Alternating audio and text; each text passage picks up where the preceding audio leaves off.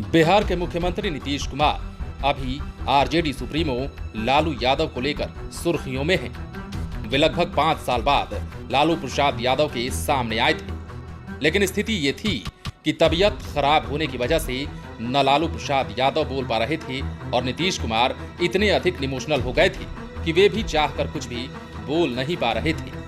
वे दोस्ती निभाना जानते हैं, लेकिन दूसरे मोर्चे पर वे अपने ही दल के आरसीपी सिंह से काफी परेशान भी हैं।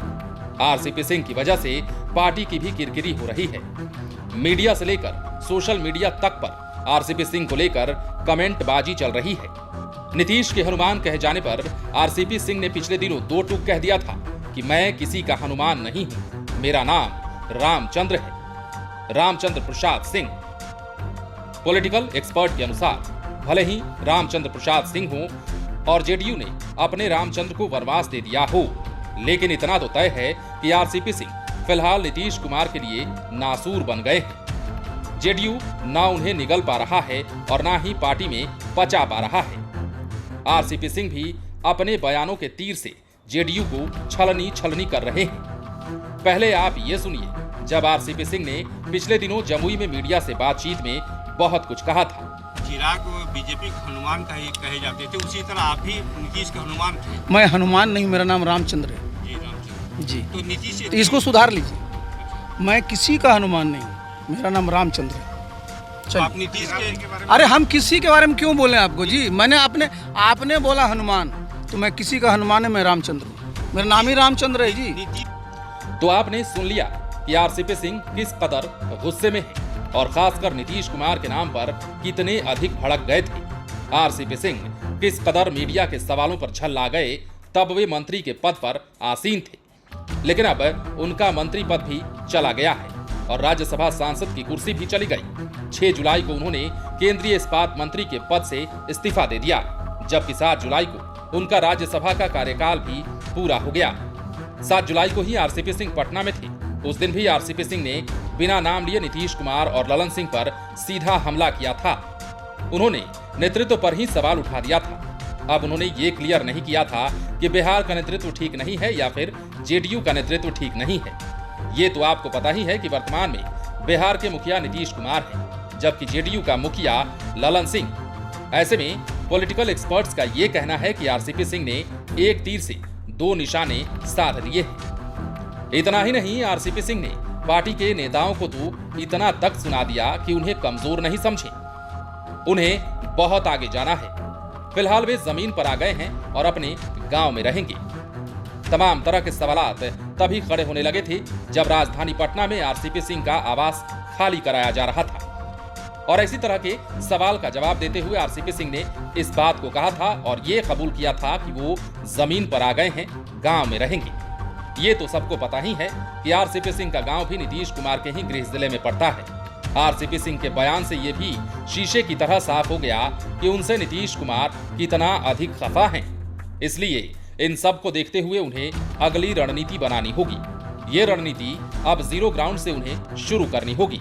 इसलिए आरसीपी सिंह ने कहा कि अब हम जमीन पर आ गए हैं, मतलब अब ना वो सांसद हैं और ना ही मंत्री। ऐसे में आरसीपी सिंह को लेकर जेडीयू के राष्ट्रीय अध्यक्ष ललन सिंह और संसदीय बोर्ड के राष्ट्रीय अध्यक्ष उपेंद्र कुशवाहा तो उनसे पहले ही खार खाए हुए हैं। पार्टी ने पहले उन्हें राष्ट्रीय अध्यक्ष का पद छोड़ने को कहा, इसके बाद राज्यसभा से भी बाहर का रास्ता दिखा दिया। इसके बाद उपेंद्र कुशवाहा ने तंज कसते हुए कहा था कि आरसीपी सिंह को इतनी बुद्धि तो है कि वे मंत्री रहें कि नहीं रहें। अब जब वे मंत्री पद से हट गए हैं तो भी उनके खिलाफ हमले पर हमले किए जा रहे हैं। जेडीयू के एक प्रवक्ता ने खुले तौर पर आरसीपी सिंह की आलोचना करते हुए कहा कि वे राजनीति में जो कुछ भी बन पाए नीतीश कुमार की कृपा से ही बन पाए, जबकि आरसीपी सिंह कह रहे हैं कि वे जो कुछ बने हैं अपनी मेहनत और ईमानदारी की बदौलत बने हुए हैं। बिहार की सियासत में जदयू के अंदर खाने आरसीपी सिंह का मसला इतना टाइट है कि अब इस पर तमाम नेता अपने अपनी प्रतिक्रियाएं दे रहे हैं। जदयू के नेता भी अब आरसीपी सिंह को लेकर खुलकर बात करने लगे हैं और इसी का नतीजा है कि उपेंद्र कुशवाहा ही नहीं बल्कि अब तो जदयू के प्रवक्ता भी आरसीपी सिंह को आड़े हाथ लेने लगे हैं। पॉलिटिकल एक्सपर्ट्स ये मानते हैं कि आरसीपी सिंह को लेकर जेडीयू में ही अंदर अंदर तलवार खिंच गई है।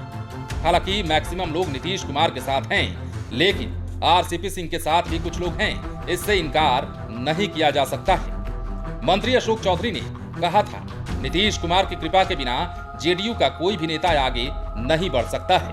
आरसीपी सिंह पहले किस पार्टी में थे, उन्हें तो कोई जानता तक नहीं था।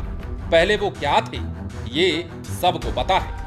मुख्यमंत्री नीतीश कुमार की कृपा से 2 बार राज्यसभा सांसद बने, पार्टी के राष्ट्रीय महासचिव और राष्ट्रीय अध्यक्ष भी बने।